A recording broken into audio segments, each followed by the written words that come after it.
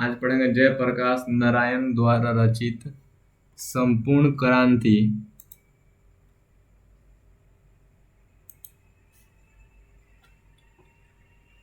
परिचय करेंगे इस पाठ से।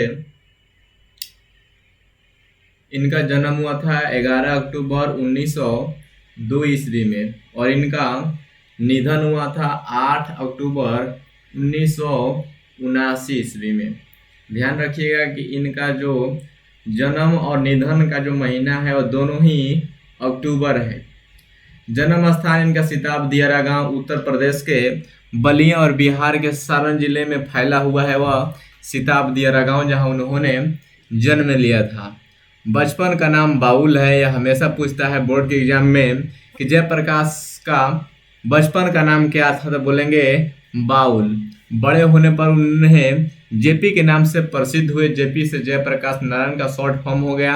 अपनी जन कल्याण के लिए उन्हें लोकनायक की उपाधि मिली। जयप्रकाश नारायण के बारे में समझेंगे कि इनके फैमिली का नाम क्या था। तो इनके माता का नाम था फूलरानी देवी और पिता का नाम था हर्षु दयाल। ये हमेशा प्रश्न पूछता है बोर्ड एग्जाम में, माता और पिता से संबंधित। आप लोग हमेशा याद रखिएगा उनके माता का नाम और फूलरानी देवी और पिता का नाम हर्षु दयाल। पत्नी का नाम है प्रभावती, जो ब्रज किशोर प्रसाद की पुत्री हैं। इस साल ही आया था 2021 के एग्जाम में कि जयप्रकाश नारायण के पत्नी का नाम क्या था, प्रभावती। और यह फिर प्रश्न पूछा गया था कि प्रभावती किसकी पुत्री थी, तो ब्रज किशोर प्रसाद की पुत्री। यहाँ से 2 प्रश्न बनते हैं, इसे आप लोग अच्छी तरह से याद रखिएगा।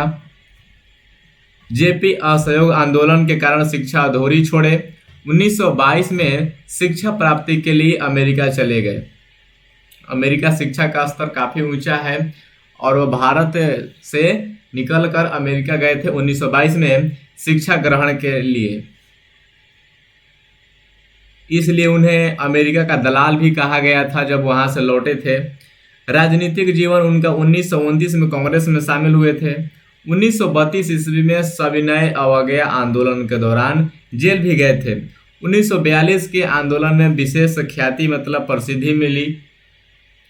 उनको सम्मान देखते हैं उनको कौन सा अवार्ड मिला था, तो 1965 में समाज सेवा के लिए मैग्सेसे अवार्ड से सम्मानित किया गया था उनको। यह बहुत ही बड़ा अवार्ड है। इस साल, इसके पहले वाले साल में एक एनडीटीवी के हैं एंकर जिनका नाम है रवीश कुमार, उनको मैग्सेसे अवार्ड से सम्मानित किया गया है।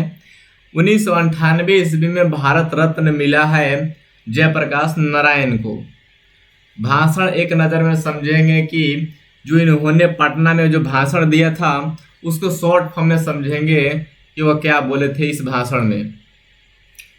वो बोले थे 5 जून 1974 के पटना के गांधी मैदान में दिया गया जेपी का संपूर्ण क्रांति वाले ऐतिहासिक भाषण का अंश प्रस्तुत है, जो आप अपने बुक में समझेंगे। उसमें एक अंश है, वो पूरा भाषण नहीं है। संपूर्ण भाषण स्वतंत्र पुस्तिका के रूप में जन मुक्ति, जो संपूर्ण भाषण है वह स्वतंत्र पुस्तिका के रूप में जन मुक्ति, जो उस बुक का नाम है, पटना से प्रकाशित है। लाखों की संख्या में संपूर्ण प्रदेश और देश के विविध क्षेत्र से लोग आए। ज्यादातर युवा वर्ग के उस ऐतिहासिक शांतिपूर्वक अपनी बातें कही और संपूर्ण जनता मंत्रमुग्ध होकर सुनती रही। भाषण के बाद लोगों के हृदय में क्रांतिकारी विचार धक उठे और आंदोलन ने विराट रूप धारण कर लिया, जिसके कारण इमरजेंसी लग गया था। आपातकाल 1975 ईस्वी में लगा था और 5 जून 1974 ईस्वी को यह भाषण दिए थे। इसमें पहला प्रश्न है, इस देखिए महत्वपूर्ण प्रश्न हेडिंग ही है, नेहरू और जेपी मतलब कि जयप्रकाश नारायण को उनके बीच मतभेद किस बात को लेकर था। तो ऑप्शन समझिए, पहला है सत्ता, जो कि नहीं है। नेहरू की तानाशाही, यह भी नहीं है। परराष्ट्र की नीति, यह भी नहीं है। परराष्ट्र की नीति यह सही है, सभी इसमें नहीं होगा। दूसरा प्रश्न है कि रामधारी सिंह दिनकर की मृत्यु किस कारण हुई थी?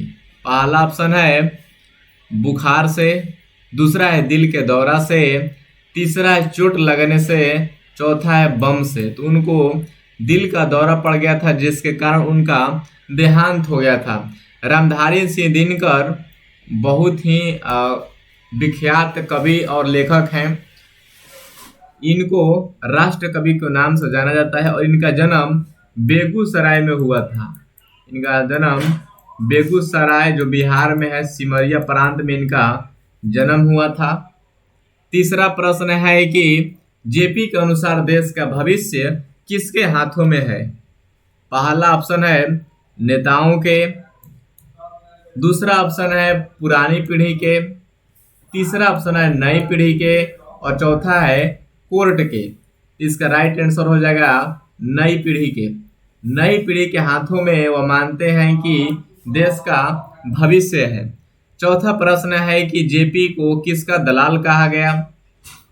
ऑप्शन नंबर ए है जापान, ऑप्शन नंबर बी है चीन, ऑप्शन नंबर सी है अमेरिका और ऑप्शन नंबर डी है ब्रिटेन। तो उनको अमेरिका का दलाल कहा गया था क्योंकि वो 1922 ईस्वी में अमेरिका पढ़ने गए थे, जिस कारण उनको यह बात बोला गया था कुछ उनके जो विरोधी थे जयप्रकाश नारायण को कि वह अमेरिका के दलाल हैं। पांचवा प्रश्न है कि माटी की मूर्ति किसकी रचना है? माटी की मूर्ति किसकी रचना है? पहला ऑप्शन है राम वृक्ष बेनीपुरी, ऑप्शन नंबर बी है अशोक वाजपेयी और ऑप्शन नंबर सी है नाभादास। अशोक वाजपेयी नहीं है और ना ही नाभादास है, यह है राम वृक्ष बेनीपुरी जी लिखे हैं। माटी की मूर्ति राम वृक्ष बेनीपुरी जी लिखे हैं, अशोक वाजपेयी नहीं लिखे हैं, यह हारजीत लिखे हैं, हारजीत। और जो नाभादास हैं यह लिखे हैं कविता, जो चौथे नंबर पर स्थित है।